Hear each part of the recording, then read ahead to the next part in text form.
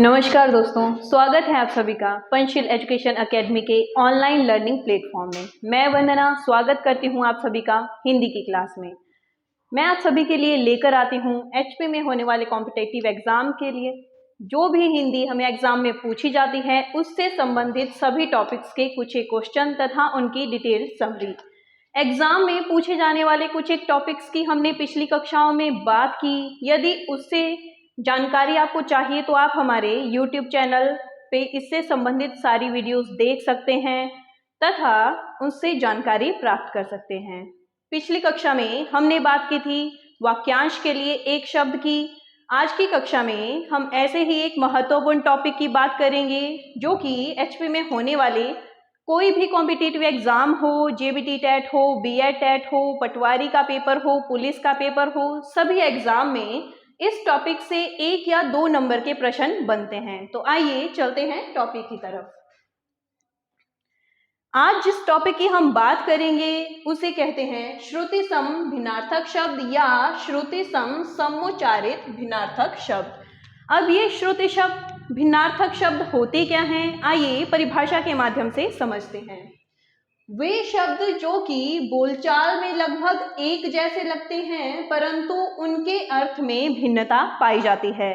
श्रुति सम भिन्नार्थक शब्द यानी कि ऐसे शब्द जो कि सुनने में एक समान लगे परंतु जब उनके अर्थ की बात की जाए तो उन दोनों शब्दों में भिन्नता किस प्रकार से होगी, अर्थ के आधार पर भिन्नता पाई जाएगी। ऐसे शब्द श्रुति सम भिन्नार्थक शब्द कहलाते हैं। ये शब्द हमारे पास क्या कहलाएंगे, श्रुति सम भिन्नार्थक शब्द। श्रुति सम भिन्नार्थक शब्द जो कि सुनने में एक जैसे लगे परंतु यदि भिन्नता की बात करें तो भिन्नता कहाँ पाई जाएगी, उनके अर्थ में भिन्नता पाई जाती है। उदाहरण के तौर पर जैसे घन और धन, ये दोनों ही शब्द क्या हैं, इनके उच्चारण में कोई खास अंतर महसूस नहीं होता है परंतु इन दोनों के अर्थ में भिन्नता पाई जाती है।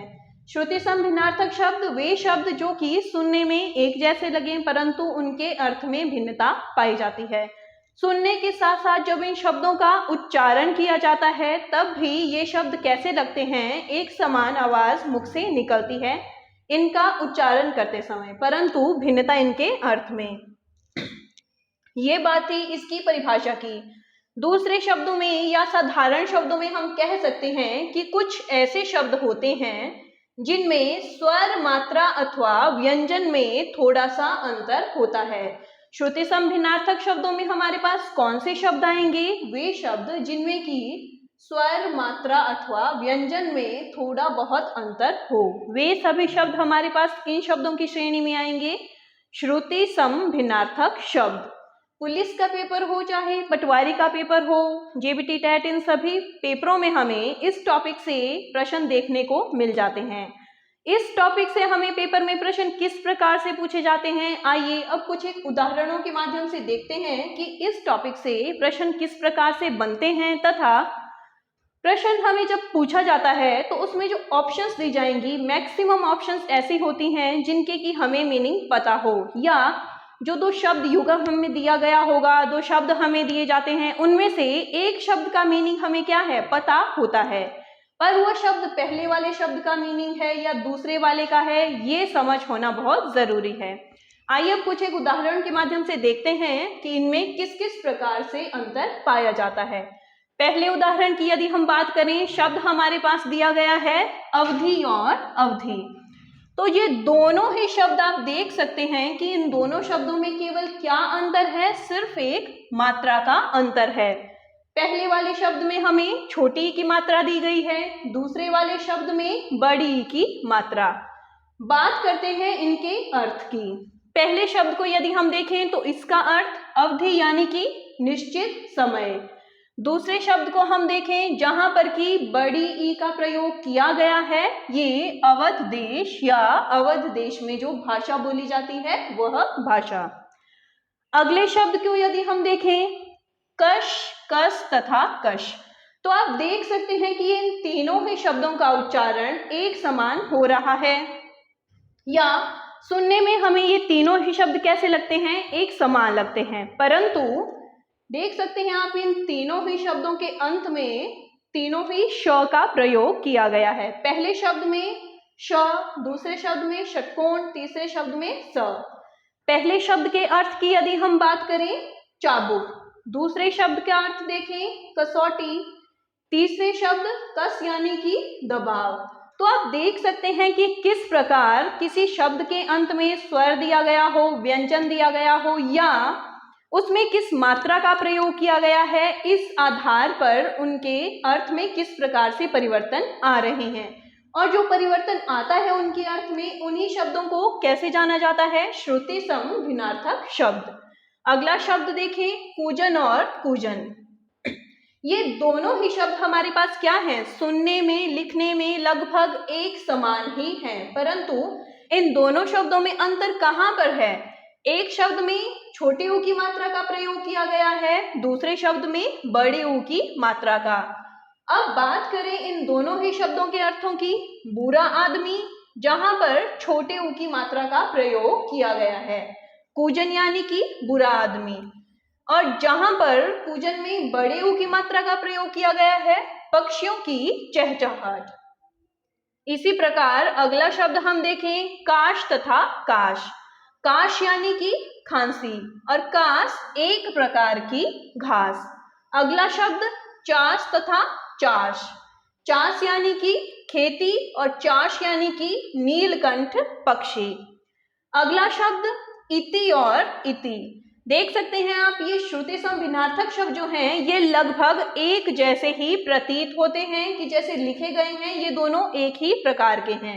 इति यानी कि समाप्त, जहां पर शब्द में छोटी ई का प्रयोग किया गया है तथा त में मात्रा भी किस प्रकार की लगी है, छोटी ई की। उसी प्रकार जहां पर मात्रा छोटी ई की ही लगी है परंतु छोटी ई की जगह किसका प्रयोग किया गया है, बड़ी ई का।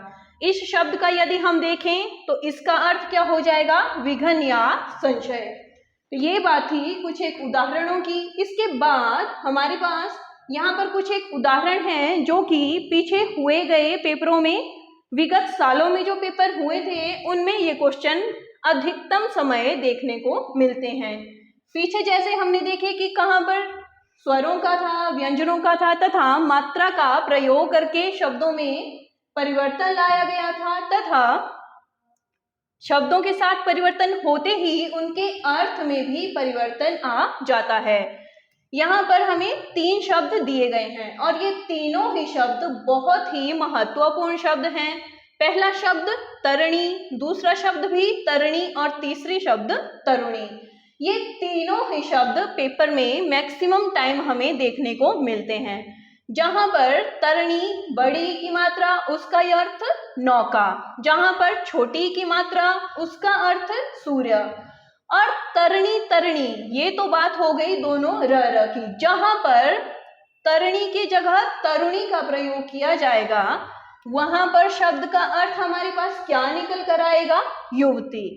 उसी प्रकार ये तरणी युवती ये दोनों शब्द एक दूसरे के क्या हैं, पर्यायवाची शब्द भी हैं। अगला शब्द अनल अनिल, ये दोनों ही शब्द क्या हैं, देखने में एक जैसे लगते हैं, उच्चारण करने में भी एक समान लगते हैं, परंतु जब बात होगी इनके अर्थ की तो दोनों ही शब्दों के अर्थ में क्या है, भिन्नता पाई जाती है। अनल यानी कि आग और अनिल यानी कि हवा।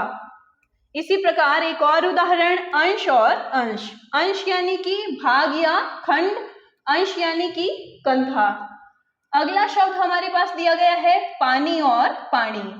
यहाँ पर भी आप देख सकते हैं कि दोनों ही शब्द क्या हैं, उच्चारण करने में हमें एक समान लगते हैं। पानी यानी कि जल और पानी यानी कि हाथ। अली और अली, अली यानी कि सखी और अली यानी कि भौरा। वर्ण तथा वर्ण, वर्ण यानी कि घाव और वर्ण यानी कि रंग या अक्षर। उसी प्रकार एक आखिरी उदाहरण हमारे पास है मरीचि और मरीचि। इन दोनों ही शब्दों में आप देख सकते हैं कि एक शब्द में छोटे ई की मात्रा का प्रयोग किया गया है तथा दूसरे शब्द में बड़ी ई की मात्रा का प्रयोग किया गया है। और इनका प्रयोग करते ही इन दोनों के अर्थों में भी परिवर्तन आ जाता है। तो ये बात थी कुछ एक श्रुति सम भिन्नार्थक शब्दों के बारे में।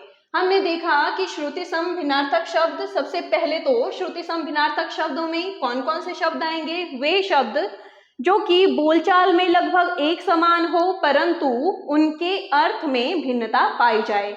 और अर्थ में भिन्नता किस आधार पर हो? जहां पर स्वरों का, मात्रा का या व्यंजनों में थोड़ा बहुत अंतर पाया जाए, उनके आधार पर उन शब्दों के अर्थों में भी परिवर्तन आ जाता है। फिर हमने देखे इसके कुछ एक उदाहरण जो कि पिछले साल जो पेपर हुए हैं या उससे पहले भी, जैसे पुलिस का पेपर हो, पटवारी का पेपर हो या कोई और भी पेपर हो, उन सभी में ये प्रीवियस पेपर में क्वेश्चन पूछे गए थे। ये बात थी श्रुति सम भिन्नार्थक शब्दों के बारे में। यदि इससे रिलेटेड आप लोगों का कोई भी क्वेश्चन हो या हिंदी भाषा के जो भी हमने आज तक के टॉपिक पढ़े हैं उनमें भी आपको किसी भी टॉपिक में आपके किसी भी प्रकार की कोई शंका हो या किसी भी प्रकार का कोई प्रश्न हो, तो आप हमारे YouTube चैनल के माध्यम से हम तक अपना प्रश्न पहुंचा सकते हैं। तथा इसके साथ साथ ही कॉम्पिटिटिव एग्जाम्स जो HP में होते रहते हैं उनके न्यूज़ अपडेशन के लिए फॉलो करें हमारे इंस्टाग्राम पेज को, पंचशील अकेडमी 01 को। पढ़ते रहें, आगे बढ़ते रहें। धन्यवाद।